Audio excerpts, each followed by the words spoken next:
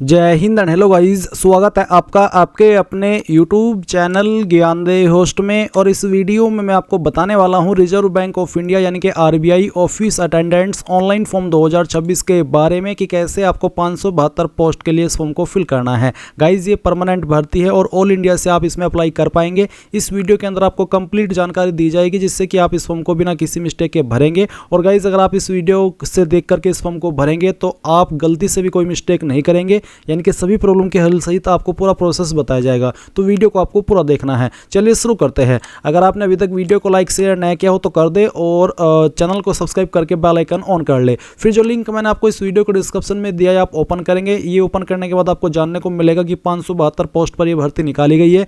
इसमें age limit 18 से 25 साल है। 10वीं पास कैंडिडेट अप्लाई कर सकते हैं। एंड इसमें जो फीस पे करनी है जनरल OBC EWS को 450, SC ST को 50, PH दिव्यांग को 50 और GST आपको अलग से 18% एक्स्ट्रा देनी होगी। फॉर्म आप लोग 15 जनवरी से लेकर के 4 फरवरी 2026 तक भर पाएंगे। किस कैटेगरी में कितनी वैकेंसी है वो आप यहाँ पर देख सकते हो। और अप्लाई करने के लिए एग्जैक्टली क्वालिफिकेशन 10वीं मांगी गई है। और एज लिमिट आप यहाँ पर देख ले कि 1/1/2026 तक काउंट की जाएगी। पे स्केल आपको किस क्रम में मिलेगा वो आप यहाँ पर चेक कर सकते हैं। एंड यहाँ पर जो आपको अदर इंपॉर्टेंट डेट्स है वो भी दी गई है। आप ऑफिशियल नोटिफिकेशन PDF के ऊपर क्लिक करके इस ऑफिशियल नोटिफिकेशन से पूरी की पूरी जानकारी और भी डिटेल में यहाँ पर देख सकते हैं। आपको अच्छे से जो आपके नेम ऑफ ऑफिस है उसके अकॉर्डिंग बताई गई है कि कौन से ऑफिस में कितनी वैकेंसी किस कैटेगरी में निकाली गई है। फिर थोड़ा सा आप और नीचे आएंगे तो आपको यहाँ पर जो आपकी अभी इन्फॉर्मेशन मैंने अपनी वेबसाइट से दी है वो इन्फॉर्मेशन आप यहाँ पर इस ऑफिशियल नोटिफिकेशन से डबल चेक कर सकते हैं। तो एक बार आपको ऑफिशियल नोटिफिकेशन खुद से भी चेक कर लेना है और अगर उसके बाद में कोई सवाल डाउट हो तो आप पूछ लीजिएगा। मैं आपको ये भी बता दूं कि एज लिमिट के अंदर यहाँ पर छूट भी दी जाएगी जो कि SC ST कैंडिडेट को 5 साल की यानी कि वो 30 साल की उम्र तक अप्लाई कर सकते हैं और OBC को 3 साल की जो कि 28 साल की एज तक अप्लाई कर सकते हैं। एग्जाम पैटर्न क्या रहेगा उसकी इन्फॉर्मेशन भी आपको यहाँ पर अच्छे से दी गई है। अब ये सब इन्फॉर्मेशन आपने चेक कर लिया। अगर आप इसमें अप्लाई करने के लिए एलिजिबल है और आप ये फॉर्म भरना चाहते हैं तो गाइज आप इंपॉर्टेंट लिंक के सेक्शन से अप्लाई ऑनलाइन लिंक ओपन करेंगे। अब गाइज आपके सामने यहाँ पर ये वेबसाइट आ जाएगी और यहाँ पर आ जाने के बाद में आपको click here for new registration इसके ऊपर क्लिक करना है। मैं आपको बता दूं कि अगर ये वेबसाइट आपके मोबाइल में ओपन नहीं हो रही है तो आपको अपने मोबाइल को लैंडस्केप मोड में चलाना है, यानी कि ऐसे चलाना है जैसे कि आप मोबाइल में कोई गेम खेलते हैं ये वीडियो देखते हैं, तब जाकर के वेबसाइट ओपन हो जाएगी। एंड गाइज जैसे ही ओपन हो जाए तो यहाँ पर सबसे पहले आपका जो फर्स्ट नेम है वो आप एंटर करेंगे 10th के सर्टिफिकेट के अकॉर्डिंग। फर्स्ट नेम को दोबारा डाल करके वेरीफाई करेंगे। फिर यहाँ पर आपका मिडिल नेम डालेंगे, मिडिल नेम ना हो तो खाली छोड़ दे और उसके बाद में जो आपका लास्ट नेम है वो एंटर करेंगे। लास्ट नेम को भी दोबारा डाल करके वेरीफाई कर देंगे। फिर यहाँ पर गाइज आपको नीचे अपना जो मोबाइल नंबर है वो एंटर करना है। मोबाइल नंबर को दोबारा डाल करके वेरीफाई करना है। अल्टरनेटिव नंबर के अंदर अगर आप कोई अन्य नंबर देना चाहते तो आप यहाँ पर डाल देंगे, नहीं तो चाहे तो आप इस ऑप्शन को खाली छोड़ सकते हैं। फिर ईमेल आईडी में आपकी ईमेल में @ से पहले जो कुछ भी आता है वो आप यहाँ पर टाइप कर देंगे और डोमेन नेम्स के ऊपर क्लिक करके सेलेक्ट कर लेंगे कि किस डोमेन पर आपकी ईमेल आईडी है। जैसे कि मेरी ईमेल आईडी gmail.com पर है तो मैं यहाँ पर gmail.com सेलेक्ट करूँगा, तो आपको भी आपका जो डोमेन है वो इस तरह से सेलेक्ट कर लेना है। अब आप यहाँ पर अपनी ईमेल आईडी डालेंगे। अगेन आपको इस बार अपनी कंप्लीट ईमेल आईडी डालनी है, कोई डोमेन नेम सेलेक्ट करने की आवश्यकता नहीं है। फिर आप ये सिक्योरिटी कोड डालेंगे और सेव और नेक्स्ट के ऊपर क्लिक कर देंगे। अब गाइज आप देखेंगे कि जो आपका रजिस्ट्रेशन है वो कंप्लीट हो चुका है और आपके सामने कुछ ऐसा इंटरफेस आएगा। आपको लॉगिन डिटेल्स डिस्प्ले पर भी दिखाई देगी। सेम इन्फॉर्मेशन आपको ईमेल और मैसेज के माध्यम से भी सेंड कर दी गई है। अब इस सेक्शन के अंदर आप फोटो सिग्नेचर अपलोड करेंगे। गाइज यहाँ पर फोटो की गाइडलाइंस आप देख लीजिए कि किस तरह का फोटो आपको अपलोड करना है, क्या चीज़ें आपको ध्यान में रखनी है। फोटो का साइज बेसिकली आपका 20 से 50 KB के बीच में होना चाहिए। डायमेंशन आपका कम ज़्यादा भी हो गया अगर तो कोई प्रॉब्लम नहीं होगी। और जो सिग्नेचर है उसका साइज 10 से 20 KB के बीच में रहना चाहिए। किन चीज़ों का आपको ध्यान रखना है वो आप यहाँ पर अच्छे से चेक कर सकते हैं। और गाइज अब आप क्या करेंगे, आप यहाँ पर इसमें चूज फाइल के ऊपर क्लिक करेंगे और जो आपका फोटो आपके पास है वो फोटो सेलेक्ट करना, ओपन करना। आपका फोटो इस तरह से प्रोसेसिंग होकर के यहाँ पर आ जाएगा। अब आप यहाँ पर आपका लाइव फोटो अपलोड करेंगे यूजिंग वेब कैमरा। अगर वेब कैमरा नहीं है यानी कि कंप्यूटर नहीं है तो आप यहाँ पर नीचे क्लिक है टू स्कैन इसके ऊपर क्लिक करेंगे। इस QR कोड को स्कैन करेंगे अपने मोबाइल से और अपने मोबाइल से आपका लाइव फोटो अपलोड कर सकते हैं। तो मैं यहाँ पर वेब कैमरा से फोटो अपलोड कर देता हूँ। मैं कैप्चर फोटो के ऊपर क्लिक करता हूँ, आपका जो कैमरा है वो ऑन हो जाएगा। फिर आप यहाँ पर आपका फोटो कैप्चर करेंगे। कैप्चर करने के बाद आप इसको सेव कर देंगे। सेव करने के बाद आपका फोटो यहाँ पर आ जाएगा। फिर आप यहाँ पर I confirm that this is my valid photo इसके ऊपर टिक करेंगे।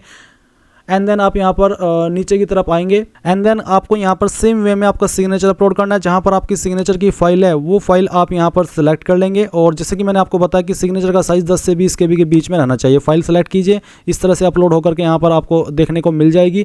फिर आप यहाँ पर टिक करेंगे और नेक्स्ट के ऊपर क्लिक कर देंगे। अब आपके सामने यहाँ पर फॉर्म की बेसिक डिटेल आ चुकी है। तो यहाँ पर पूछा है कि आर यू ए ग्रेजुएट और possess higher qualification as on 1/1/2026, यानी कि क्या आप ग्रेजुएट है और आप 1/1/2026 तक कोई हायर क्वालिफिकेशन प्रोसेस कर रहे हैं, यानी कि कर रहे हैं। अगर हाँ तो यस, नहीं तो आप नो करेंगे। अगर आप यहाँ पर यस करते तो फिर आता कि यू आर नॉट एलिजिबल, यानी कि आप एलिजिबल नहीं है। यानी कि वही कैंडिडेट एलिजिबल है जो कि 1/1/2026 तक ग्रेजुएट नहीं है और ना ही कोई हायर क्वालिफिकेशन प्रोसेस कर रहे हैं। अब आती है कैटेगरी, तो जो भी आपकी कास्ट कैटेगरी है जैसे कि SC या फिर ST या फिर OBC जो भी है वो आप यहाँ पर सेलेक्ट कर लेना। इसके बाद आप यहाँ पर नीचे की तरफ आएंगे और कुछ सवालों के आंसर करेंगे, जैसे कि kindly indicate the state UT from which you have passed SSC matriculation, यानी कि कौन सी स्टेट से आपने आपकी 10वीं पास की है वो स्टेट आपको यहाँ पर सेलेक्ट कर लेनी है।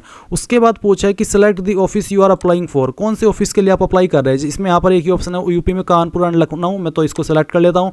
फिर आता है सेंटर ऑफ एग्जामिनेशन, पहली चॉइस आप एग्जाम सेंटर के लिए किसको देना चाहते हैं वो सिटी आप सिलेक्ट करेंगे। सेकंड चॉइस किसको देनी है वो सिलेक्ट कर लेंगे। थर्ड चॉइस किसको देनी है वो सिलेक्ट कर लेंगे। फिर पूछा है लैंग्वेज ऑफ LPT, यानी कि जो लैंग्वेज प्रोफिशिएंसी टेस्ट होगा उसकी लैंग्वेज आप क्या रखना चाहते हैं। तो एक ही ऑप्शन मेरे पास है हिंदी का, मैं इसको सेलेक्ट कर लेता हूँ। अब वो यहाँ पर नीचे ये जो ऑप्शन है ये उनके लिए जो कि विकलांग है। अगर आप विकलांग है और आपकी विकलांगता 40% है उससे ज़्यादा है तो आप यहाँ पर इस वाले ऑप्शन में are you a person with benchmark disability इसमें यस करेंगे। नहीं है आप विकलांग तो आप नो कर देंगे। फिर आपके सामने बाकी के ऑप्शन डीएक्टिवेट रहेंगे। एक और विकलांगता से जुड़ा हुआ सवाल है जो कि are you a person with specified disability covered under the definition of section 2S of the RPWD act 2016 but not covered under the definition of section 2R। Basically ये कहा है कि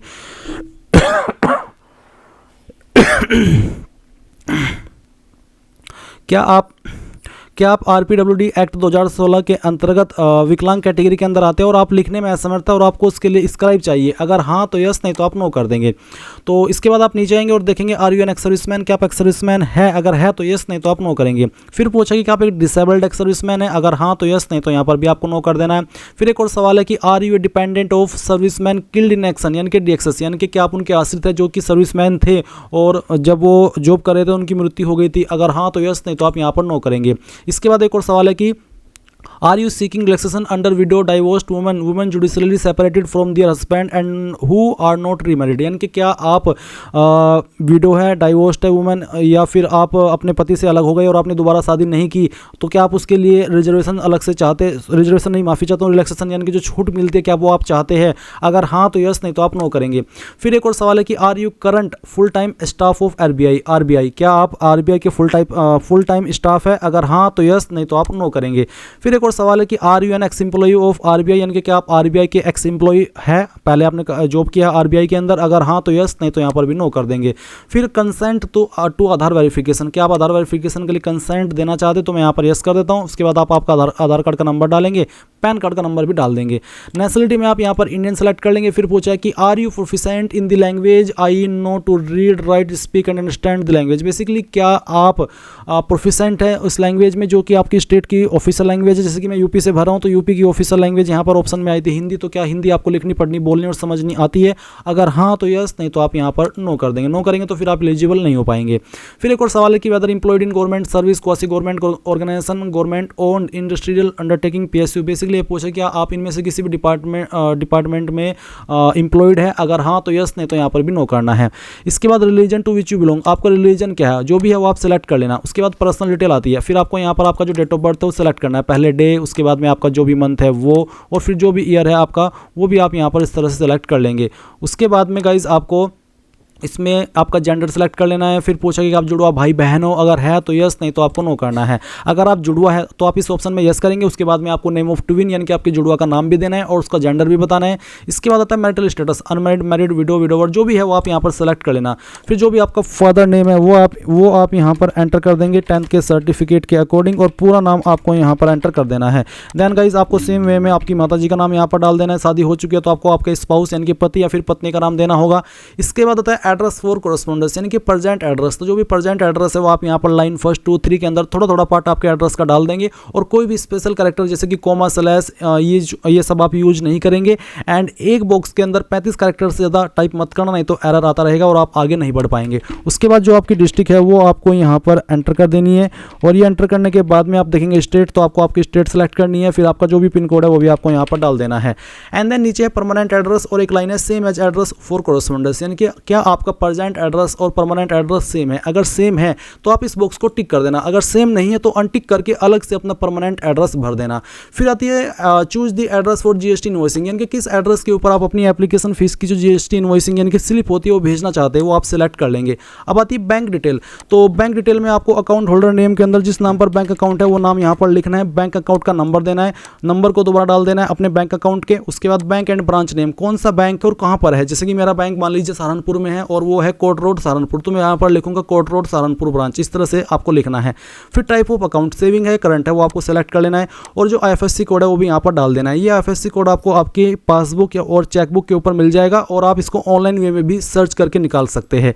अब आप यहाँ पर नीचे आएंगे और सभी इन्फॉर्मेशन चेक करते हुए सेव एंड नेक्स्ट के ऊपर क्लिक करेंगे। नाउ गाइज आपके सामने क्वालिफिकेशन, एक्सपीरियंस और लैंग्वेजेस का सेक्शन आ चुका है। तो यहाँ पर आ जाने के बाद में गाइज आपको ये बोला कि candidate should have pass 10th standard matriculation from the concern state UT coming under the regional jurisdiction, यानी कि जिस ज्यूरिडिक्शन से आप अप्लाई कर रहे हैं उसी ज्यूरिडिक्शन से आपने आपकी जो 10वीं हो पास होनी चाहिए। अब आप सबसे पहले 10वीं की इन्फॉर्मेशन देंगे, 10वीं आपने कब पास कर ली थी वो डेट ऑफ पासिंग आपको यहाँ पर सेलेक्ट कर लेनी है। इस तरह से जैसे कि मैं आपको सेलेक्ट करके दिखा रहा हूँ, पहले ईयर फिर यहाँ पर आपका जो मंथ है वो, उसके बाद में डे। परसेंटेज कितनी थी वो आप यहाँ पर डाल देंगे। अगर आपके नंबर CGPA के अंदर है तो आप उनको परसेंटेज में कन्वर्ट करके यहाँ पर फिल करेंगे। उसके बाद में आपको यहाँ पर जिस बोर्ड से आपने आपकी जो 10वीं है वो की है उस बोर्ड का नाम आपको देना है। फिर क्या क्लास आपकी आई थी, फर्स्ट सेकंड या पास। जिनके 60+ % होते हैं वो फर्स्ट क्लास में आते हैं, जिनके 45 से लेकर के 59 के बीच में रहते हैं वो सेकंड क्लास, और जिनके 33 से लेकर के 45 के बीच में होते हैं परसेंटेज वो पास क्लास में आते हैं। तो दिए गए एक्सप्लेनेशन के अकॉर्डिंग आपको आपकी क्लास सेलेक्ट कर लेनी है। अब आती है 12वीं। तो अगर आपने 12वीं भी किया तो 12वीं भी आप सेम वे में भर सकते हैं। जैसे कि यहाँ पर आपको 12th स्टैंडर्ड में बताना है कि आपका डिग्री सब्जेक्ट स्ट्रीम क्या था, तो जो भी था वो आप यहाँ पर इस तरह से एंटर कर देंगे और फिर कब आपने इसको पास कर लेता वो आप यहाँ पर इस तरह से सिलेक्ट कर लेंगे। एंड देन यहाँ पर आपकी परसेंटेज कितनी थी वो आपको यहाँ पर डाल देनी है। फिर आपने किस बोर्ड से की है आपकी 12वीं वो आप यहाँ पर फिल कर देंगे और क्लास क्या थी वो भी सिलेक्ट कर लेंगे। अगर आपके पास 12वीं नहीं है तो आप इसको खाली छोड़ सकते हैं।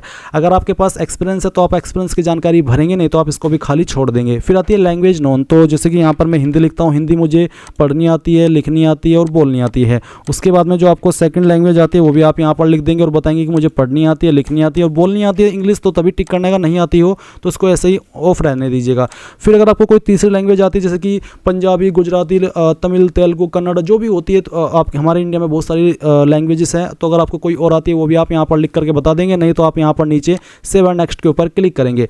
अब आपके सामने आपके फॉर्म का प्रीव्यू आ चुका है। जो भी जानकारी शुरू से लेकर अभी तक भरी है वो सभी आप यहाँ पर चेक करेंगे और उसके बाद में यहाँ पर टिक करके कंप्लीट रजिस्ट्रेशन इसके ऊपर क्लिक करके यहाँ से ओके करेंगे। एक बार फिर से ओके करेंगे एंड अब आपके सामने यहाँ पर लेफ्ट थंब इंप्रेशन का ऑप्शन आ चुका है और हैंड रिटन डिक्लेरेशन भी आपको दिया गया है।